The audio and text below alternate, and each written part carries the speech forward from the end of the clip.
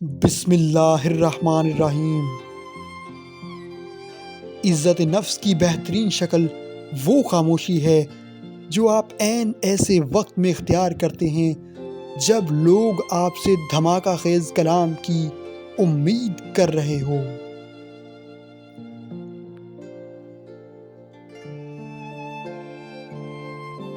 اگر آپ کسی شخص پر ایک عرصے تک محبت، عقیدت اور اعتماد کے جذبات خلوص دل کے ساتھ نچھاور کرتے رہیں اور ایک عرصہ گزر جانے کے بعد وہ شخص اپنے اوچھے کردار سے ثابت کر دے کہ وہ ان قیمتی جذبات کے لائق قطعی نہیں تھا، جذبات کا ضائع چلے جانا بہت بڑا خسارہ ہے۔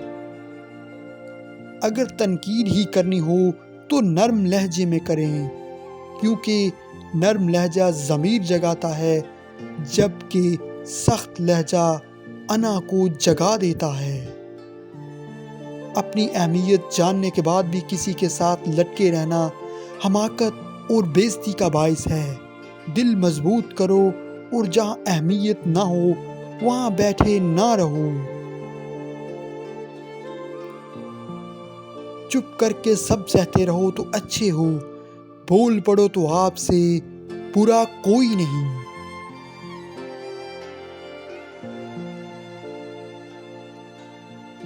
مجھے اس لیے بھی پسند ہے درد مند لوگ خود تو ٹوٹ جاتے ہیں مگر کسی کا دل نہیں توڑتے۔